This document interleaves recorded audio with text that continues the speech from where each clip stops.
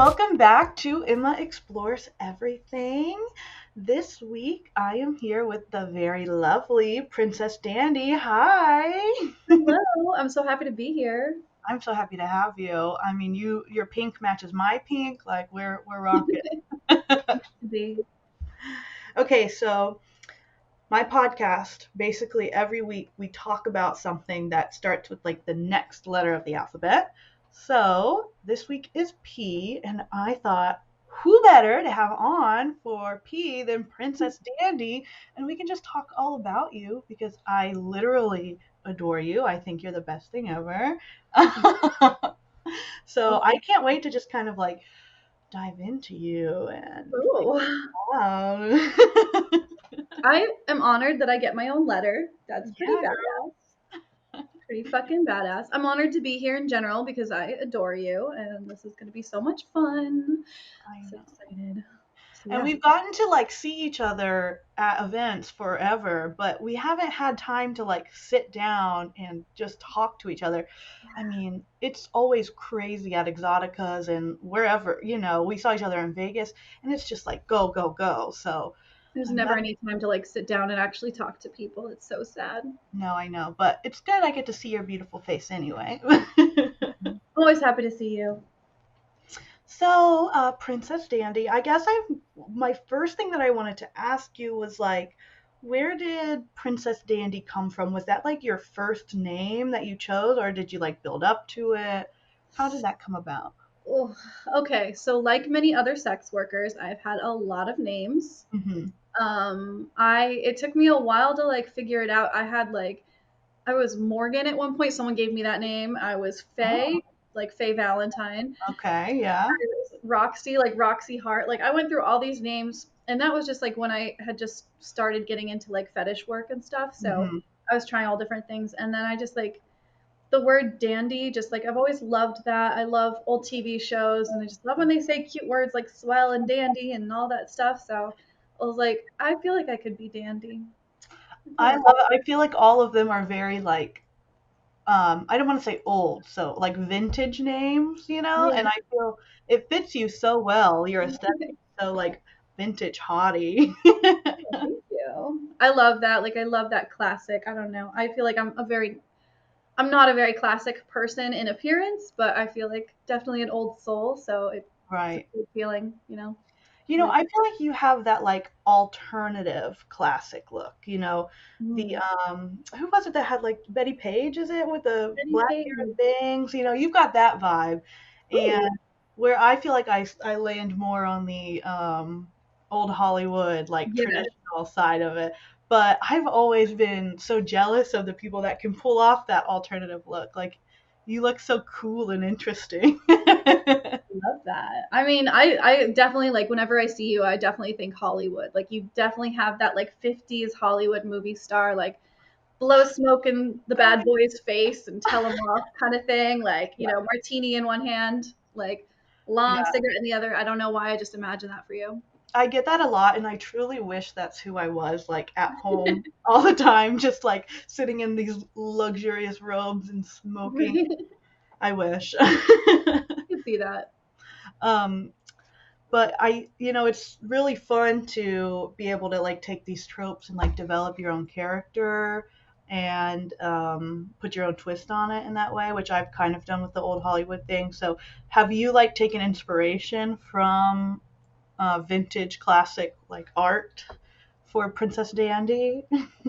I mean, honestly, I really love vintage lingerie, and Hmm. for a while I was like obsessed with wearing like the corsets and the garter belts and stockings and stuff. I still love all that, and gloves, like silk gloves are a big thing.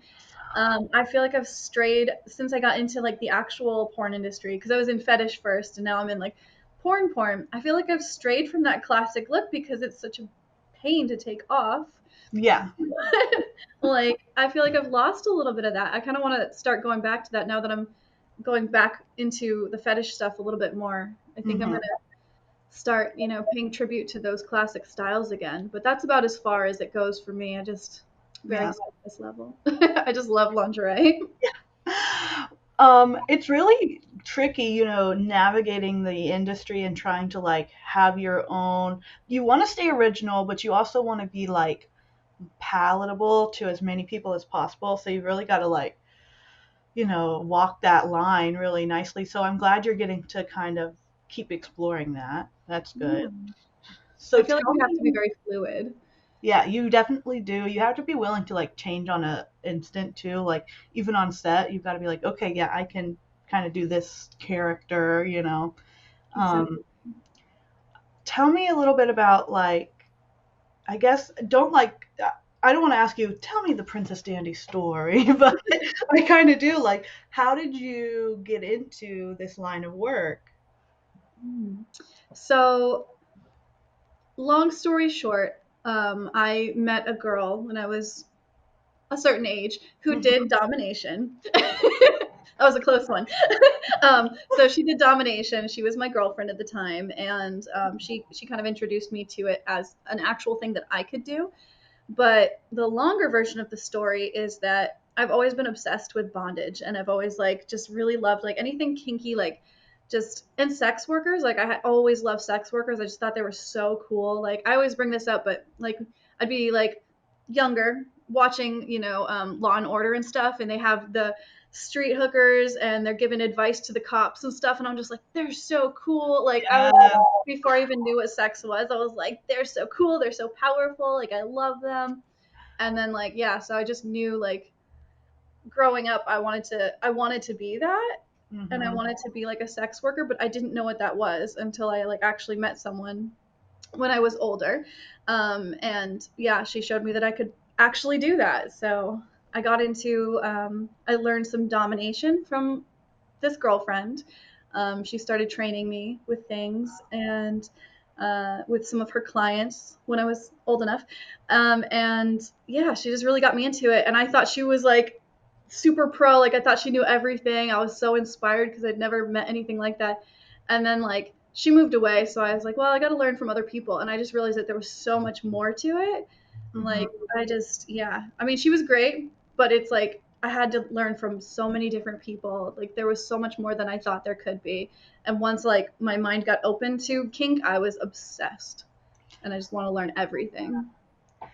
Did you ever watch Moulin Rouge growing up? I did. Satine for me was like the inspiration. She's like the reason for my existence. I don't know. I was so young and I was just like, wow, I want her life. I'll even take her tragic death. I Right. want to be that. So I totally get what you mean by like this media and showing these women, and they're always shown in like not the best light, right? They're not shown as like people that we're supposed to look up to, but It we still still happened. do. I was just like, man, they really tried to make these girls look trashy, but I was so into them. I was so into everything they did, and just like, oh, I don't know. No matter what you do, I just see a lot of power in sex work, and like, Absolutely. And it's very like chic and fashionable and all of it's like drag, it's very like counterculture, and sex workers are like the ones that are making the trends before they become trends. So it's like exactly, we're the cool people. That's wow. so cool, so cool. So, okay, I have never really explored like the actual fetish BDSM like community type things. So, did you like go to like I know there's like munches and things like that. How is that how you like met people to like learn more? What'd you do? How'd you get into it? Yeah, so I got onto FetLife when my original mistress girlfriend introduced me to that. I got onto FetLife, and I started just talking to people and exploring. And I was like, I mean, I was working very low minimum wage jobs and saving up all my shekels to go spend some time with DOMs and learn from them. Yeah. Like, I was paying these women for their time and the education and stuff like that. And then I did end up going to I was such a socially like anxious person. I'm better now. But I didn't go to munches till really later on. I just really wanted one-on-one experiences. But now I do go to munches. They're fun, and I was hosting my own BDSM parties for a while. So doing that, I end up meeting other people, other educators, and Yeah. yeah. So I can just like I'm still like this weekend I'm going to be teaching a class, but I'm also going to be going to some classes. So it just keeps going. That's amazing. I need to come out there and visit you and Yeah. get in your little circle because I really enjoy that kind of play like lightly with my, submissives and stuff, but I'm always very nervous to start doing one-on-one activities. That's all I'll say on this platform, but I think I need to like have a little bit of hand holding, and learning from these like amazing women to really feel comfortable in it. So, It um, helps so much. Like you got to find your own voice as a dominant, and you got to find like your own groove of things that you really like. But it's so nice to just be with other people and experience it the way that they experience it. you said something really funny about being socially anxious, and I kind of read that from you as somebody who is also anxious. But I think our anxiety kind of gives us like a superpower because the guys don't understand that we're quiet for a second because we're anxious. They think Right. that we've got these like dire inner machinations going on. It makes us so much hotter to them. It's amazing. Like not to give myself away too much, but sometimes I just stare at a person because I'm like like I'm a little awkward and anxious, and I'll just like stare at a person, and they're just like, "You have this smoldering look," and I'm like, yeah, smoldering. Uh-huh. That's what we're Yes, I'm doing." smoldering. It's just like, there's a spark in there somewhere. I know. I'm always so bad about keeping like the mystery of who I am up. Like I really like I have these moments where I am very in the mode, right? But most of the time I'm just a normal human like everybody else. So my fans definitely see that I am 98% dork and like 2% dominant.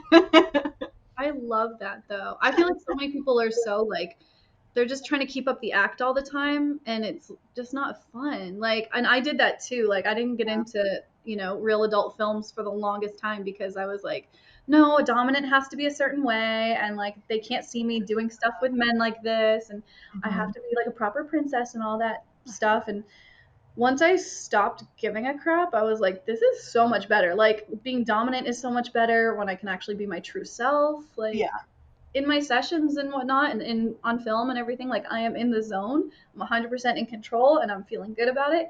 But like, I shouldn't have to like pretend when I'm drinking coffee that this coffee is my bitch. Like Yeah. I don't have to like be like hot about it all the time. Like Yeah. I hate that.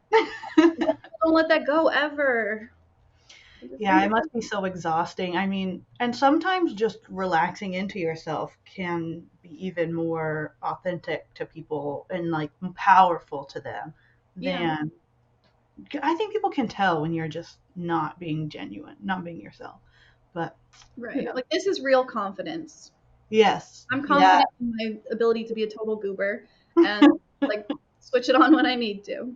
exactly.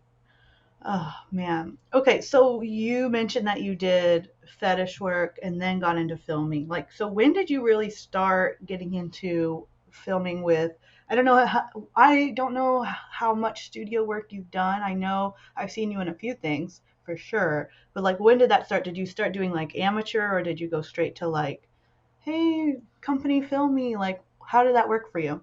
Oh man, I was pretty lucky actually. Blush Erotica moved to New England, and we ended up like just talking because I was filming my own fetish stuff, and I was always clothed. And then Blush Erotica moved there, and they're like, "Hey, let's take some pictures." We were trying to like meet people, and they just wanted to get to know who was in New Hampshire. And we started talking, and I was like, maybe now is the time for me to get into it because I wanted to. I was just like holding back. And Yeah. so I really like my first experience of like actually getting naked on camera was with Blush Erotica, and my first boy girl scene was with Will Tile, which was not with Blush Erotica, but he like Charles from Blush Erotica put in a good word for me and like really helped me out with that. So I had a lot of really good like support and like a little hand holding there. It was nice. I was very lucky. I Yeah. We're lucky. What a better there's no better way to get into the industry than working with Blush Erotica for like your first little bit. I mean, like, if anybody is watching this, you need to go to Blush Erotica, buy their stuff, support them, because this, I mean, when you say ethical porn, that is what it is. And it's not only ethical, but it's beautiful. It looks so good. Beautiful. So I mean, cinematic, like, oh, and they're I so kind and patient with their models. when I say you go to film for them and they have snacks, they have always a different like piece of clothing or swag for you. It's Yeah. like it's crazy. I mean, I if I could just work with them only, I would for the rest of my life. But Yeah, I've shot so much stuff with them and like even just personal projects, like they would shoot it for me and like it was just it's so nice to like work with people who are professional and can make beautiful content but are also like very just chill, you know. yeah, absolutely, and very easy to talk to and down to earth. Like Charles and I talk a lot. He loves to talk about VR with me because I just recently bought a VR setup, so it's really it's a lot of fun to chat with him, and you get to like understand how it works from that point of view of someone who's never on camera but does everything basically. Exactly. I yeah, VR has been super fun. I know that's their focus like right now. I mean, Mhm. they shoot the regular stuff too, but they're like really going hard on the VR and it's just like it's so cool. I love watching it in my headset too. Me too. Well, I first saw myself and I was like, oh my God, I am hot. Like, that's the first time I really realized. Me too. I had an experience. I had tears. I was completely like I don't know, you know, we all get down on ourselves sometimes. Yes. And at the moment I was like a little down on myself and then I saw myself in VR and it felt like I was in the room with myself. And I was like, she's just a person. Why am I being so mean? And I like broke down. I was like, she's fine. She's cute. Like she's doing her best. Why am I being such a dick? And it changed things. Like It's really crazy. I think everyone should have the opportunity to just look at themselves in virtual reality because the mirrors, the cameras, they don't really show you as well as this like 3D does. It's crazy. yeah, you really feel like you're there, like with that person, with yourself, and it's just like to see yourself as another person is insane. It's kind of a mind fuck. It's a I was total also turned fuck. on. I took the headset off. I was like taking deep breaths, like, whoo, and I texted a few people, like, I think my brain just blew up. Like, It's like seeing your clone for the first time. You're like, yeah, oh. there are theories that if you saw a clone of yourself, or if you met yourself, like, you know, in time traveling or something, that you would just like die Yeah, because of like shock. I get that. I yeah. get it I now. feel it. I feel it. Get it. Like at least you'd throw up because I'm just like that is like so much. Yeah, the world starts spinning a little bit. Yeah, it's crazy. But I'm excited for VR stuff. That's why I even posted a thing on Twitter because I want to buy some customs from guys for VR because like I feel like there's not enough like female POV VR.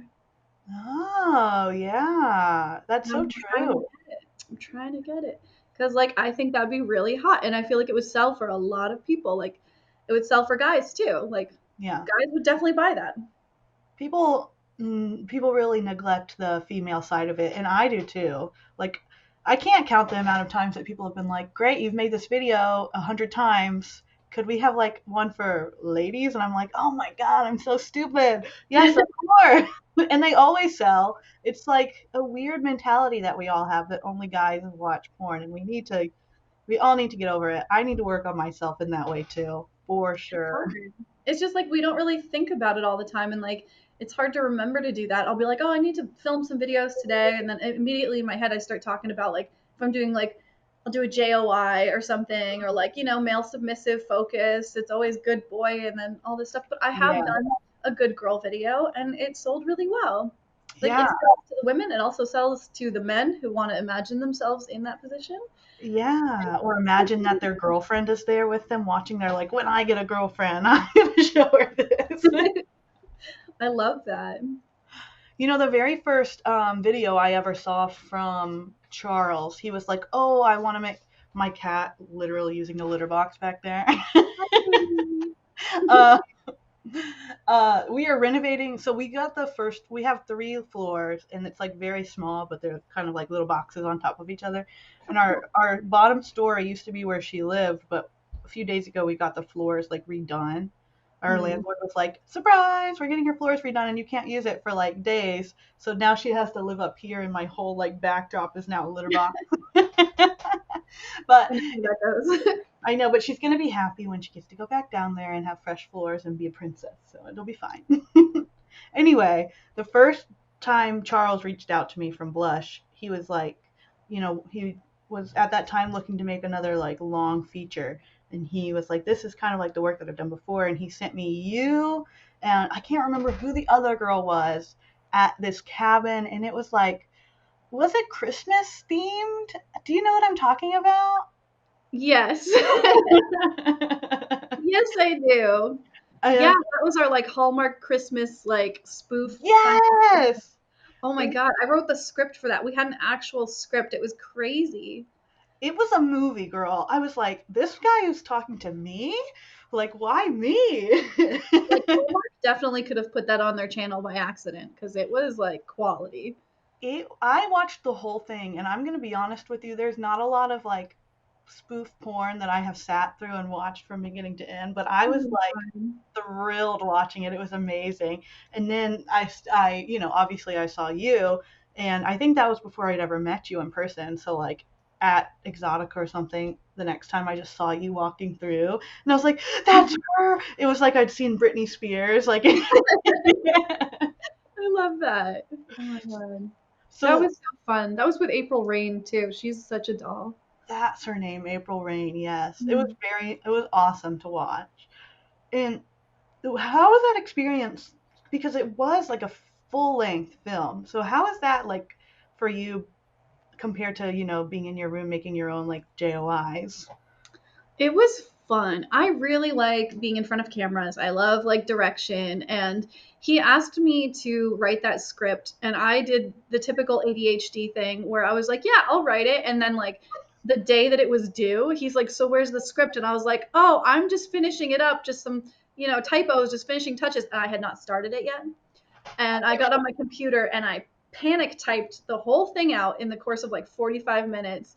And I Wow. sent it, and he's like, I was getting a little worried about you. And I was like, Psh, come on. Me? But I have got it done. that's literally how it works for me because if I write it on time, I'm going to go back and be like, that's shit. And I'm going to just keep changing it. And like, I'm not going to be okay with it. If I just like impulse write it, then I'm like, that's good to go. And Honestly, the most like genius things I feel like are written under pressure when you have to absolutely. get it out. And it was good. It was great.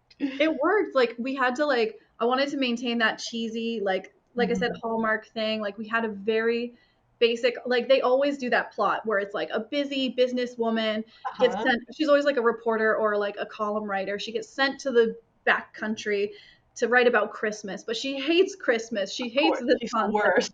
Everyone in the town is all like, Hicks and stuff like that, but then she falls in love with someone and suddenly she likes Christmas again, Mhm. and that was me. So I fell in love with April Rain because she was like the not the servant of the house, but she just was like the maid that like lived there, I guess. Mhm. And she's doing all this stuff for me. She's like, "Let's do Christmas stuff," and I'm like, "No, I hate Christmas." And and then she does things to make me like Christmas, Oh, yes. which I won't Oh, say because YouTube. she stuffed your stockings. If She you did. She did. And I had a boyfriend that like stood me up like he was supposed to come to the cabin and stuff. So I was like, I hate men. And then, that's what you do when you hate men apparently. Mhm. Yeah. Oh, The real. stereotype. But So no, it's just real. whew, that girl's fun. But yeah, it was just really fun to do it because like she and I have really good chemistry. And Mhm. we've played like off camera too. Like she's very submissive, and so we have a lot of fun with that. Like I will play with her any day, anytime. She's so much fun. But yeah, we had a lot of chemistry and we have a lot of like jokes between us. So all the cutting I think was the most like interesting part because he got so many different angles that we'd be Yeah. like in the middle of like my legs up here and he's like cut and he's like hold on and like hold that and I'm just like are you sure? You're not. But it was so good. Like I don't know, good team. Like they took care of us, they fed us, and yeah, it was just beautiful. It was so nice, like just wonderful. Yeah, that sounds amazing. And it sounds kind of like you're like a movie star for a little while. How many days did you film? Was it just one day? Just one day. Wow, that's Yeah. amazing. I think that he got some B-roll footage, some random stuff like around the cabin on the other days, but like yeah, I think we got all of it done in one day. Um and that was pretty good. And then we also filmed some stuff for ourselves like as well. Nice. So we were very efficient. I'm like I can be a very slow person to film with sometimes, and I admit that, but we were very efficient that day. So it was I good. am a very big overthinker, so like people will be like, "Okay, yeah, I'm coming for a collab," and you show up and it's like set up and the paperwork is right there in front of you. I'm like, I don't mind, do whatever you need to do, but I've been worried about this for the last 5 business days. Right? That's how I am with my fetish stuff. Like, so I moved into a new studio recently and I've been putting it together. That's where I am right now. I've been putting it together, but every time I have someone come to film, I've got like the snacks out, I've got waters out, I'm brewing coffee, I've got paperwork out, like, I've got outfits for them if they need outfits, and Oh, I'm like, amazing. everything's like ready to go. But for some reason, I just can't shut my trap, so it takes a Yeah. while. But I I get love negotiation, so I talk to people too much about what we're gonna do, mm, which is but that's way good. better than not talking at all about what you're gonna do. Yeah, And and I that's like something I need aftercare. to learn from you. I need to learn to talk, talk, talk instead of like, I don't know, like I'm pretty open about things, but I also worry that I'll say the wrong limit and then it'll be like weird. You know what I mean? Which is Mm. stupid. I need to not do that. It's gotten me in bad situations. That's silly. Yeah. You Yeah, should never be working with anyone who doesn't want to hear all of your limits, even if they're I weird. know. And it's most, I mean, I have never worked with a monster before. Like, I feel like anybody I've worked with, they would be like, oh, cool. But I have Mhm. like, it's the anxiety. It's the anxiety monster inside of us all. I But, feel that. We got that limit shame. It's tough. hmm so I'm going to come to the School of Princess Dandy Yeah. and I'll learn all about negotiation. That's literally, I'm teaching a class on negotiation on Sunday. I'm really excited. Oh, you're so cool. Yeah. Teacher, I didn't know that you taught. This is Like, my first time and I'm oh, nervous. you're going to do great. You're Thank going you. to, you just come on, you exude authority. So that's like the hardest part already done. There you go. I'll pretend I'm not nervous. Yeah, that's all you can do. Alrighty. I don't know. Just Teaching give them is that blank weird, stare. right? Teaching is so weird. Like I want to be able to like say I can teach other people and I've like mentored some people, but I always like will always feel like I'm like, "No, I'm not the authority on this. You should talk to someone who knows more than me." But someday I'm going to be like 90 and I'll be like, "I think I know everything, so let's Right. go." Yeah. You're always going to feel like that. You know, I used to teach before I got into this world. And even when you have done it for a while, you're still like, but there's new research out. Like, I just don't know everything. So you just kind of have to always be confident. But I think there's nothing wrong with being admitting, like, oh, I don't know something, you know? And Yeah, people see you as trustworthy when you admit that kind of thing. that's true. That's a good point. Yeah. I think like also with kink stuff, so much of it is opinions. Yeah. Like there's so many things about like, well, I would do it this way. Well, that's the wrong way to do it. I would do it this way. And it's just Yeah. like everyone's got a different opinion about it. And I hate like I've never been in a really rough like argument with someone over like how to do a kink thing. Like I've been pretty lucky, but just like I see people post a picture of like some suspension or something online and people just tear them down in the comments and I'm like that's fine. Like it looks great. What are you talking about? That's a little dangerous, but why do you don't need to say that, you know? Anything where there's even like a whisper of a safety problem, if you put that on Twitter, you're done. You're done. It's so rough. And the thing with like a lot of kink is that like there's no purely safe kink.